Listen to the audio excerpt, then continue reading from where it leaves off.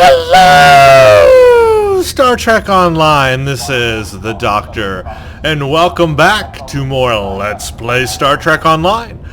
So, today is a special day. Well, actually, yesterday was a special day. And that is the day that Season 8 of Star Trek Online came out. Season 8, called The Sphere. In this video, we are going to introduce and look at Season 8 and what you can do with Season 8 of Star Trek Online. There are new things to do, new grinds to do, so get your starships ready and let's eat some spaghetti. Okay. First of all, if you have just logged into Star Trek Online and you're wondering, what the heck do I do now that Season 8 is out? Where do I go? What do? I don't see anything on my screen. Well, one thing you can do is click this little question mark and click this button that says, what's new in Season 8 The Sphere? And it literally tells you right here on this very window what is new in Season 8 and what you can do in Season 8. It tells you a brief description about Season 8 and a video that you can watch. Apparently, the Sphere's features, you can visit this website and there's things there and stuff. The Solanae Dyson Sphere is an adventure zone, and it is where you are going to find most of this stuff. You have to be level 50 and up to do it. Level 50 and up. Well, there is no up above 50, but level 50 to do it. And these are all the things you can do. I'm not going to read them all out now because we're going to explore a lot of it, but there you go. You can pause and read that, or you can read it yourself in game. There is a new Dyson Joint Command Reputation System. There it is. Tells you all about it. Yay. There is a new Solanae Dyson Sphere Battle Zone. You can read about that. That was fun. Again, you have to be level 50. There are new queued events, and we will talk about them. There's the Breach and Assaulting the Spire, and they are actually STFs, and I will talk about why they are STFs and not just regular PvE queues like the other things. And there is a new Spire Outpost fleet holding, a brand new fleet holding you can go grind with your fleet with. And then a revamped Federation tutorial, and I'm going to make a complete separate video on that tutorial. Today, we are going to go to the Dyson Sphere, and we're going to see what we can do. We're going to look at some stuff there, and I'm going to go over all the things you can do. I'm not going to do them all because that would take an entire day's worth of video, but I can show you what you can do, and then you can go and do it and have fun and clap and have lots of fun time. So before I get to that, funny story, not so funny, more tragic. Yeah, I had recorded before this recording 1 hour, complete hour, doing what I'm doing right now. Introducing the Dyson Sphere in Season 8. Well, it turns out, by the end of that video, and I mean, it did not take me until the end of that hour, when I was done talking into this microphone, that I found out I wasn't actually recording the video. I had hit the wrong key on my keyboard, which did not enable Fraps to record the video. So I was talking to thin air for 1 hour, and I have no video of it or anything, and it was great. It was awesome. It's basically what I'm going to show you now, except now it's a little more compressed since I know what's there, but it had a dinosaur in it. Yes, a dinosaur with freaking laser beams on its head, and I fought it. And I was on the ground surface of the Dyson Sphere, and I killed a dinosaur, and it was awesome. And I have no video of it. And now I cry, and I cry, and I cry, and I cry. Well, after I got done crying, I said, well, I'm just going to have to do this all over again. So today's video will be a little bit more compressed than that one, because now I know what's there and I know what to focus on and show you guys today. So let's get right to it. When you log in, you may see a dialog box pop up and say, go do this Circles of Circles thing to introduce yourself to the Solanae Dyson Sphere. But if you don't see that, or if you click it away, you can still access that tutorial. And that is under the Hail, go to Available, scroll all the way down to this Subcommander Cole. Subcommander Cole has this mission called Circles Within Circles. This is the exploration mission to go find the Dyson Sphere. It's not really a mission. It's just a here's how you get to here, here, and here kind of thing. It is a way to show you that this thing exists. That's all. So we'll do it, and we'll do it in order, and then we'll go look around on the Dyson Sphere. So here's what you do. Let's read it and let's get straight to it. The discovery and activation of the gateway in the Duret system means we can send ships rapidly to explore the Solanae Dyson Sphere. An alliance force comprised of ships from the Romulan Republic, the Federation, and the Klingon Empire have agreed to work together to study the sphere and establish a zone of control there. But they need skilled captains and crews willing to join the fight. Travel through the gateway and contact Allied Joint Command. Once you reach the Solanae Dyson Sphere in the Delta Quadrant. Yes, this is in the Delta Quadrant. Our first glimpse into the Delta Quadrant. So we need to go to the Duret system, or close to the Duret system, in the Taldewa block. That, of course, is where all the new Romulus stuff is at.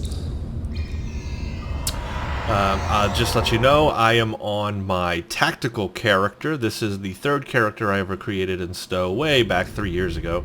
But he is a tactical character, and the reason why I'm playing it on him is because I had started it on my main character, and then, as I just said, I had no video of that. This is a good character to run this on, so he's fully equipped with everything, so this will be good. And instead of Ensign Ricky, I chose not to do Ensign Ricky because he doesn't have a whole lot of everything, and this guy is prepared. If I want to go into some Voth battles perhaps and show you, this guy's ready to go.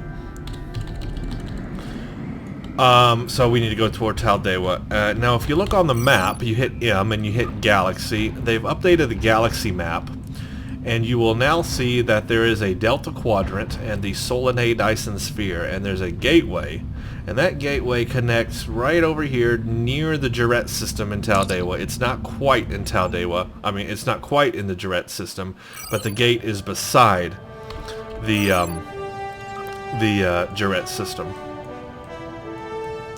Where am I going? Taldewa. So it's pretty much, think of it like the transwarp conduit in the Sirius sector, which takes you to Gamma Orionis. This will be a gate that takes you pretty much like a transwarp conduit would do all the way to the Dyson Sphere. Now, it is in the Delta Quadrant. Unfortunately, we don't get to explore the Delta Quadrant. We only get to go inside this Dyson Sphere. We don't even get to go outside of it. We do not get to see the outside of it, nor do we get to fly around in the Delta Quadrant space. That's unfortunate. I hope in the future they add some more Delta Quadrant stuff. And the sphere is on the edge of Delta Quadrant space, so it's actually kind of on the edge, I guess, of maybe either the Delta and Alpha or Delta and Beta Quadrant. Now, as you can see, a ton of people. This is the place to be right here. And you can always tell when something new comes out, and there's a ton of people like this around here. This is where you want to fly toward. And we'll look on our map, and it'll show us. There's the Duret system and the Dyson Sphere gateway right beside it. It's a separate gate thing that's right beside it. So we'll look at it right here, and then we'll go through it. There are some cutscenes to experience, so when those play, I'll let them play. You can't even see the thing yet. There it is. So that's the gateway, and all the ships here, obviously. doing this thing, but there's the gateway right there. So when you get close to it, actually I'm inside it, but there we go. When you get close to it, you should have the button to enter space gate to the Dyson Sphere, and it has a little thing right here. It says, this gateway was one of the several found to be hidden in subspace by the Iconians after their departure from the Alpha Quadrant. It was revealed after the Iconian gateway network was reset to save New Romulus. The gateway is large enough for ships to pass through and is locked onto a fixed location at the edge of the Delta Quadrant. Only ships authorized to travel can go through. So let's go through. You have to be level 50 to do this, remember.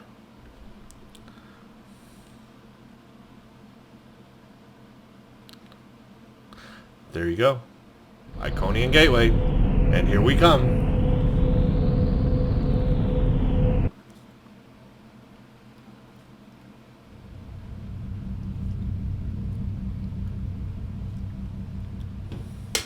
And now we are inside one of the spires inside the Dyson Sphere.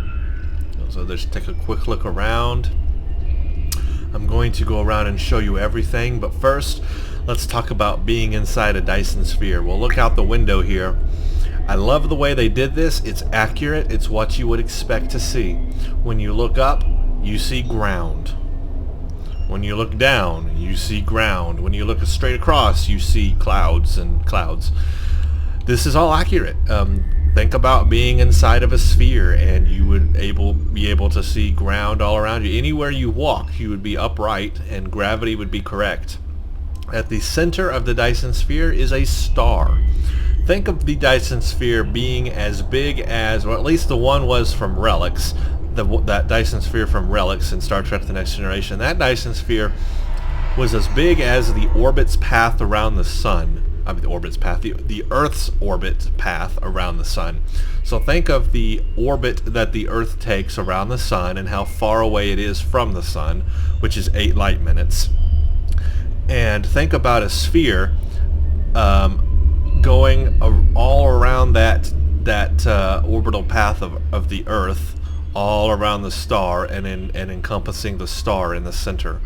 Okay, that is massive, so mind-blowing massive. I can't even tell you. There's going to be some dialogue here that explains how massive that is, and we'll talk about that, because it's just a massive amount of land space available on the inside of the sphere. And if you think about the star being 8 light minutes away, if you were on the one end of the Dyson Sphere, it would take you at the speed of light 8 minutes to get to the star, at the speed of light. And then to get to the other side of the Dyson Sphere, it would take 16 minutes to go all the way across the sphere at the speed of light, if you were traveling the speed of light. If you're traveling sublight, even slower. I mean, think if you're traveling like 0.25% the speed of light. It's going to take you a long time to cross this sphere in a ship. I mean, a rocket-powered ship would take, weeks, days, weeks, more than days. It takes 3 days to get to the moon. So to get all the way to the sun, how long does that take? A week or so, or more weeks, a couple weeks? So think about that. If you were in a rocket-powered ship from today, it would take literally, you would be sitting in this ship for a week to a week and a half, maybe 2 weeks, to get to the other side of the Dyson Sphere. That is huge, and that's flying at rocket speeds.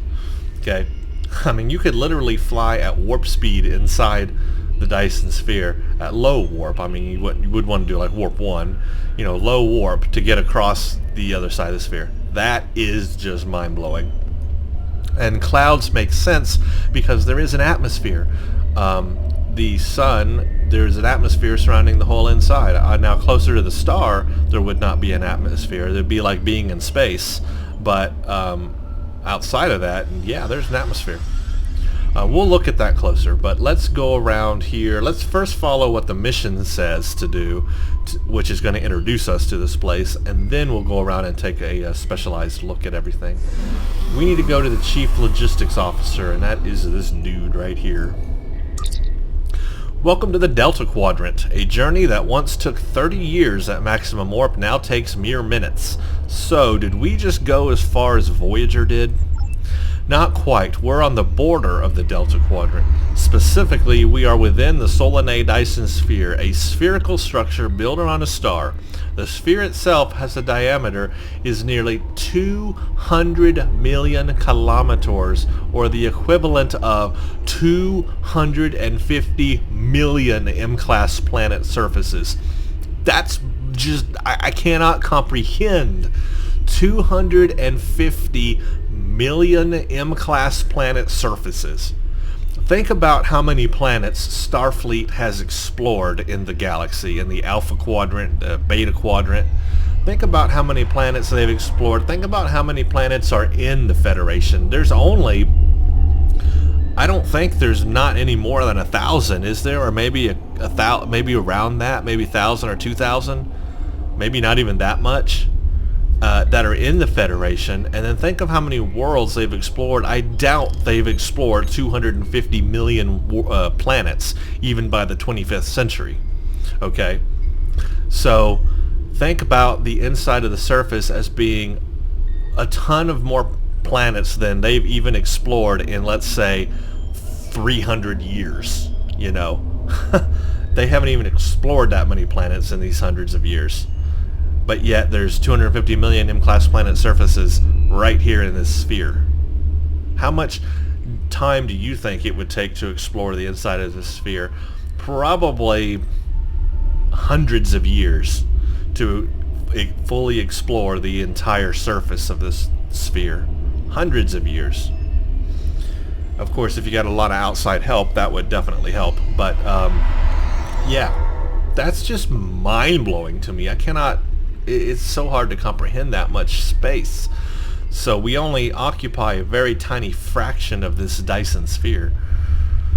And this is not the only Dyson Sphere out there. We know that there's the one from Relics, and that's in the Alpha Quadrant. So there is another Dyson Sphere to explore. Another few hundred years to explore that one. Why not? So, holy crap. I mean, 250 million M-class planets, that's a whole, I don't know what that is. That's like half the galaxy. No, maybe not. Quarter of the galaxy. I mean, that's a lot of surface in one area. How much of the sphere has been explored? You're looking at it.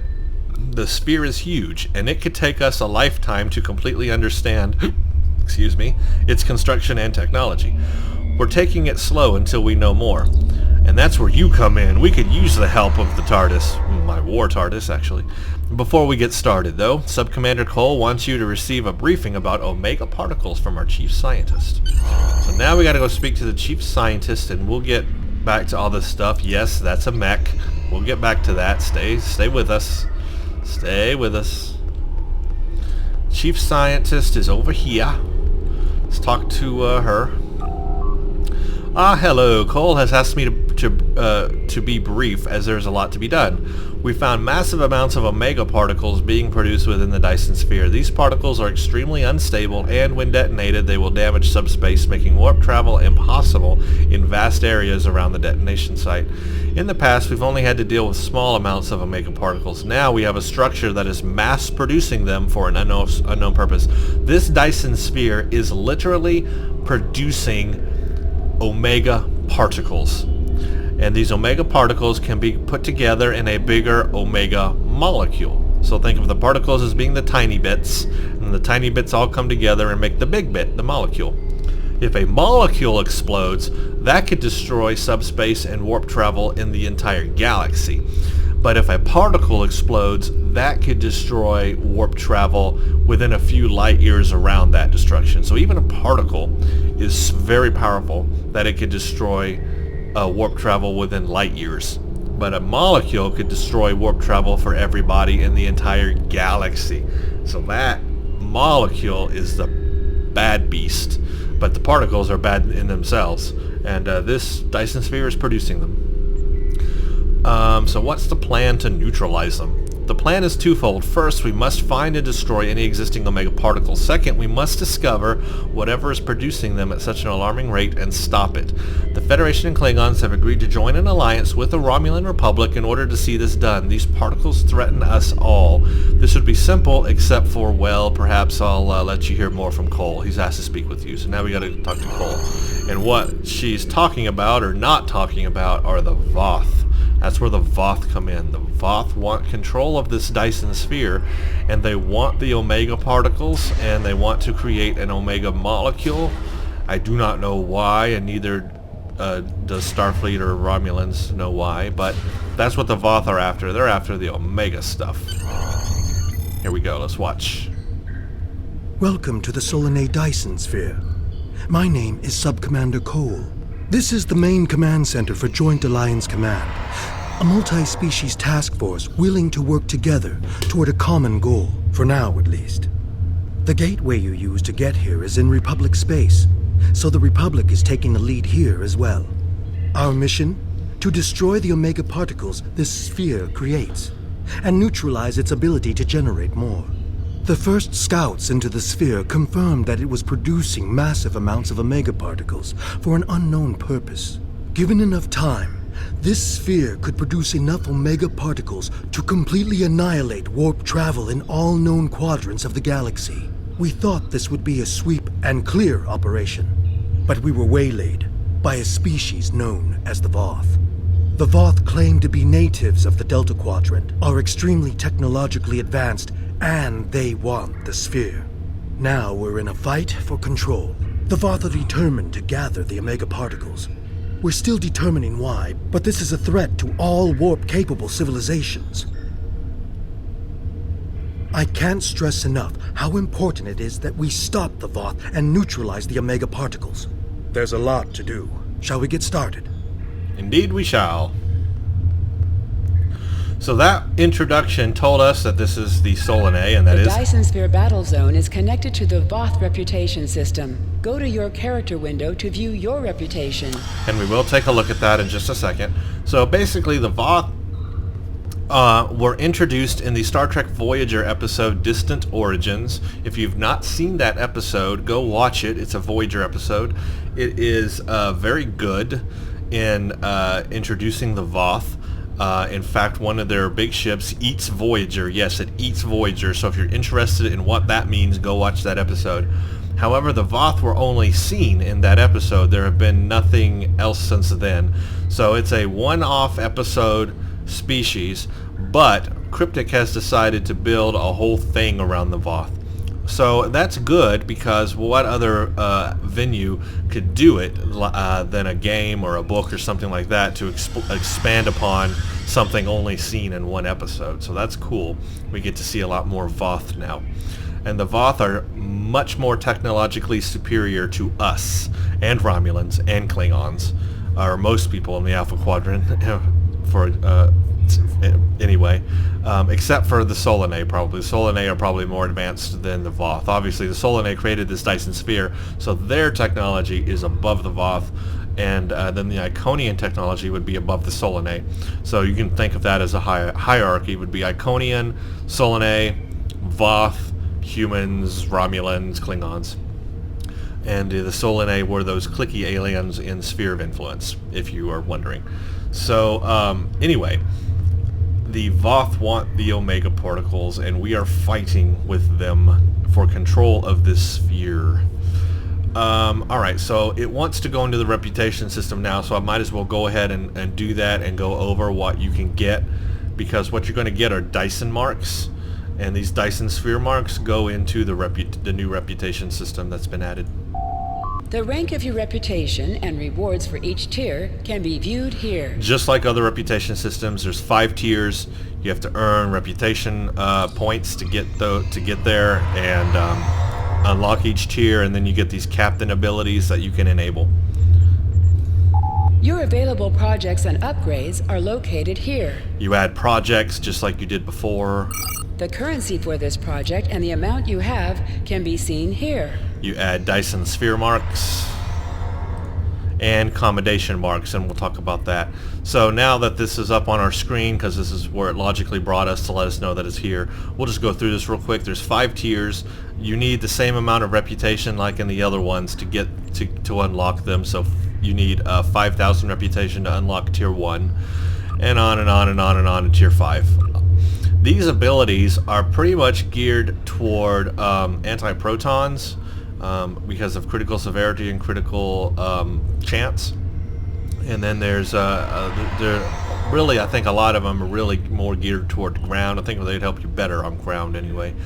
I think that this Dyson Joint Command is really more of a ground-based reputation system, looking at it closer. You can do this Deadly Aim, which is plus 10% critical severity to ground, or a plus 5 all damage bonus resistance to ground. See, that's not a lot. I would rather go with the plus 10% critical severity to add to my critical severity. That would be better, and that will also help with the anti-protons weapons. And then you have those for space. You have plus 10 critical severity in space, or plus 5 all damage bonus resistance rating. Again, I would probably go for the plus 10 critical severity in space, so that my crits would hit a little bit harder. But if you're a tanky kind of person, then that all damage bonus could help you, but it's just not a lot. Plus 5, I mean, it's just not a lot. Active armor hardening provides scaling damage resistance rating as health decreases. This would be good for ground. Or to target, you do damage resistant rating debuff, but honestly I would rather have this one right here, the active armor hardening. And then the same thing for space, you have the hull hardening or the damage resistance debuff to your attacks. I would rather go with the provides damage resistance rating as I lose health kind of deal. But you can do it however you want. That's just probably how I would do it. And then this last one is really cool. It's called Defiance. It's a ground power, and it grants a massive damage resistance buff. It does 25.3 health every 2 seconds for 20 seconds, plus 33% all damage for 20 seconds, and a plus 1,000 all damage resistance rating for 20 seconds. So when this sucker procs, that's good. This is good for ground. So I want to get that. So that's what you get by the abilities. Now on the tiers, when you unlock a tier, you get new junk, and this is really good junk. And again, I think a lot of this is really geared more for ground than I do space. Although there is a space set, and there are space consoles, I think it's the ground set. This right here, this armor that everybody's going to be going for. I think that's the thing right there. Excuse me. For tier 1. You're going to get each tier has a console. There's a new science console, tactical, and engineering console, and I find that unique. Each new tier unlocks a new console for a specific career type, and I like that. That's going to be really awesome. I can't wait. I want to look at these consoles because I think that they are going to be pretty cool. At least by name, they sound cool. At tier 1, you can unlock a straight up Mark 12 very rare console called a shield refrequencer, and it's put in the science console slot. I don't know what it does, but it sounds cool. A shield refrequencer. I guess it refrequencies your shields, but it sounds good for a person who does a lot of shieldy type stuff. That would be really good. Maybe an engineer, a science officer. That's going to be awesome on. You also get this purple personal shield for the ground set, so you also have the ability to go ahead and unlock your ground personal shield, and they don't jip you like they did on the Romulan side, or the Omega side for that matter, where you had to start with Mark 10 at tier 1, and then you get Mark 11, and then finally when you get to tier 5 you do Mark 12. No, forget all of that. They're giving you Mark 12 very rare right at tier 1 unlock. I like that so much better, the way they've done it here, than they did in the other reputations, because you didn't get the Mark 12 very rares until you got to tier 5 for anything, really. So I like the fact that they've done away with Mark 10, Mark 11 rares, and just giving you the flat out best one, the Mark 12 very rare at tier 1 when you unlock it. So much better the way they've done this. So they spread it out. You unlock the shield at one tier, and then you unlock the armor, and then for the space set you unlock, the deflector at one, and then the shield, and then the engine. So you still have to, go up your tiers to get the whole set, but each one you get, when you get it at that tier, it's already the max level gear item. So much better. So you get that personal shield, Mark 12, very rare for the ground set, and then you get another console. It's a universal console. It's called a proton particle stabilizer. I guess it stabilizes protons. I don't know. I don't know what any of these things do until I get them and look at them. Tier 2, you get a store unlock, which is a protonic polaron ground weapon. I think they're just making names up at this point. Protonic polaron. Sounds cool. You also get a Dyson deflector array. So this is the first tier you would be able to get one piece for your space set. And that is the deflector array space set. It's a Dyson deflector array. And then there's also a gravimetric photon torpedo launcher. Mark 12. So, sounds cool. Gravimetric photon torpedo. At tier 3, you get your engineering console, and it's called an energy signature dampener. Got no idea, but there you go. A Dyson experimental proton beam rifle, and Dyson combat engine. So there's the second piece to your space set, the Dyson combat engine at tier 3. Again, Mark 12, very rare. You don't have to worry about anything under it, which is the way I think it should be. It makes it so much simpler. Tier 4, Protonic Polaron Space Weapon. Okay, cool. Dyson Hyper Injection Warp Core. Not only are they giving you a space set, they are also giving you a warp core, and I'm guessing this is a whole lot better than the Obelisk Warp Core. It is hyper injection, which leads me to believe it will be engine based, really buff up your engines, because the hyper injection warp core, or all the other hyper injection warp cores in the game, boost your engine. So that'll be good on an escort, really good on an escort, and maybe good on a science vessel if you want to move really fast. But by going by those words, hyper injection, I just feel it will have it will be based on boosting your engine. But it might do other things as well, so I'm really looking forward to that. Or you can get a singularity core if you're in a Romulan side. Proton weapons. And then at tier 5 you get the tactical console called Auto Targeting Module. And then you also get the Dyson Heavy Combat Armor, or the Dyson Regenerative Shield Array to finish your space set. And then you got a costume unlock called a Heavy Combat Armor, and it requires that you have the Dyson's ground set, and then you can unlock the costume unlock. So all of that sounds awesome. There's a science, an engineering, and a tactical console. There's a space set. There are special weapons and everything, and this is so good. And I want all of it bad. But it's going to take me forever to do it. Oh yeah, duh. I need to show you how you earn your points, because things have changed a little bit to help casual players. You can go to your active project and you can add the regular things like you would add before, but they've changed a little bit. There is one that you can do that only takes an hour to run. So before, like in the Romulan and Omega reputations, both took 20 hours. Well, this one only takes an hour to run, so you can run it every hour. So if you're in the game constantly, or you spend a lot of time in Star Trek Online, you can grind this one out the butt. 1 hour. However, the downside, it only gives 150 reputation. That's not a lot. But this one gives 2,500. This is the one that's 20 hours. You do once a day. But look at the requirement for it. It has something new called a Dyson Joint Command Commendation, whereas the requirement for this are flat out simple sphere marks. 20 Dyson sphere marks to run this every hour. So if you grind a lot of sphere marks and you're in the game a lot, you can keep running this 151 every hour and work that up. So that's cool. Or you could just work daily and do this one once a day, and there's even a way to do it where you could just play on the weekends and still do this one every day, and I'll talk about that.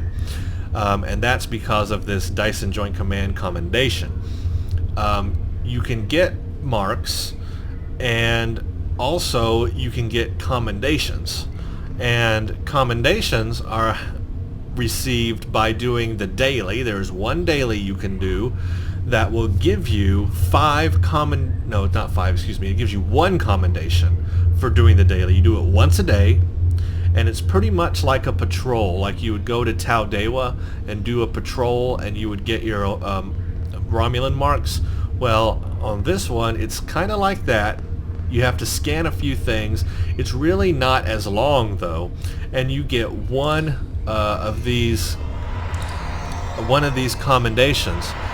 You do it once a day, you get the commendation, and then you can run this once a day. So you don't have to do a whole lot to start leveling your thing. Like with the other reputations, you had to keep your marks up. You had to keep grinding every day to get marks to run those, because they required 20, 40, whatever, marks per thing. Well, this one, it only requires one commendation, and you get one commendation when you do the daily. So you do the daily every day, and you run this every day, and that's all you would have to do. So it requires a lot less to do. Also, if you go to upgrades available, here's the really fun part. This is for casual players, and you may not know about this, but this is called Deliver Reports of Joint Command Victories. It takes 20 hours to run. It requires 350 Dyson Sphere marks. Okay, that sounds like a lot, but if you only played Star Trek Online like on the weekends, let's say a Saturday and Sunday, you could easily get 350 Dyson Sphere marks in a day. And if you played it over a course of 2 days, you could easily get that if you wanted to spread it out. That is easily done, honestly. Now, if you do that, what that allows you to do is the reward for this is 5 Dyson Joint Command commendations. 5. Not just one like you get from the daily, but 5. So now you have 5 commendations. Well, that allows you to run the project that we just looked at, this one down here, once a day for 5 days, because you have 5 of them, and you don't have to do anything. So that means a casual player who only plays on the weekends could grind 350 marks on the weekend, and then set their projects up, and on Monday it'll run this. On Tuesday it'll run, Wednesday, Thursday, and Friday it'll run, and they don't have to log into Stowe except to maybe add a new project, because you can only add so many projects at a time, to add the project and start it. That's all they have to do. They wouldn't have to spend any time grinding marks. All they'd have to do is go in and add the mission, or add the project to start it. So that allows casual players to only play like once a week, but still level up their reputation throughout the week, because it rewards 5. I'm probably going to choose that method. I'm probably going to do the daily every day if I can, but I might not always be able to do the daily. But I'll try to log on every time I can and do the daily to earn one commendation. But at the same time, I may take one day out of the week, maybe on the weekend or whatever, and just spend a lot of time grinding marks to get up to 350 Dyson Sphere marks, and then go ahead and get 5 commendations from that. And then I can run projects, set them up to run, and that will probably be a lot easier than I've had to do in the past. I'm looking forward to that, and I think casual players will like that change a lot as well. There are other things here that will reward you things as well, but there are some of these things I'm not too sure about. I don't know what they are. This says claim a sponsorship and you get double Dyson Joint Command Reputation XP bonus. It requires a Joint Command sponsorship token, and I don't know what that is or how to get that token. So once you get that token, then the rewards are, you don't get about 5 Joint Command Reputation, but you do get this unlock Dyson Joint Command sponsorship and unlock double Reputation XP Dyson Joint Command. So I guess that can be useful, but I don't know how to get the sponsorship token. There's also efforts against the Voth. It requires 50 Dyson Sphere marks, and you get 5. Actually, these icons are wrong. You get 500 dilithium ore in return for submitting. So if you need some dilithium, turn in 50 Dyson Sphere marks with this and you get 500 dilithium. These icons are wrong. They need to update that. And then this one is provide cybernetic implant samples. Let's see. You will be rewarded with 1,000 dilithium ore in return for submitting 3 Voth cybernetic implants. So if you get 3 Voth cybernetic implants, you can turn those in for 1,000 dilithium. So there's a couple of ways to get some more dilithium if you need it. I think this reputation system is going to be more popular than the other ones because now it's a little bit easier to do, perhaps. And I'm going to show you some of how to do that today, in fact. But first, we can talk to Sub-Commander Cole, so let's talk to him a little bit more. Where's my button at? Get a little bit more information. Now we get to turn this mission in, which really wasn't a mission. You'd see the skill points and all you get from it are nothing. It's just a way to show you to get here. Okay, first let's read about Dyson reputation rewards. You can earn Dyson marks by completing missions and events in the Dyson Sphere Adventure Zone and the Dyson Sphere Battle Zone. You can also earn Dyson marks in the queued events, Storming the Spire and the Breach. You can earn 1 Dyson commendation a day by completing a daily mission in the Adventure Zone or Battle Zone, or by completing one of the above queued events. So you do get a Dyson commendation for doing the queued events as well, the Breach and Storming the Spire. So that's good to know. So you could do the daily once a day and get a commendation, and you could do the new PvEs they have, the Breach and Storming the Spire, and get commendation with that as well. So really, there's a lot of ways to earn commendations. So that really won't be too hard. So if you're a casual player, you might not even need to grind 350 Dyson Sphere marks to get that 5 commendations. You could do that. That's an option.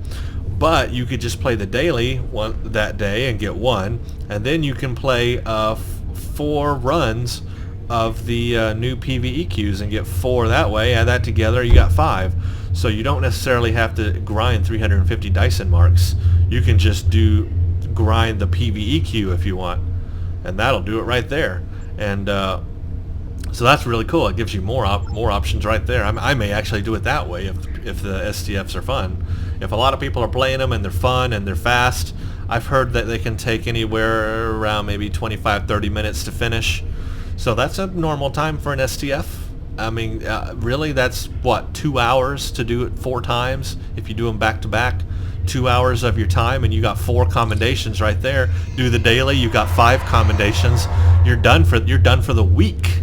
You can set up your reputations to run the entire week, and you are done. So 2 or 3 hours, I guess about 3 hours in the game is all you have to spend, and you're done for the week for your reputation. That is so much better than the Romulan and Omega reputations were. So much better. Alright, so what are omega particles? Omega particles can be used to make an omega molecule. The omega molecule is a theoretical power source of enormous potential, but they are very unstable. An exploding omega particle will rupture subspace, making warp travel impossible for light years around. But as we know, a molecule will do it for like the entire galaxy or something.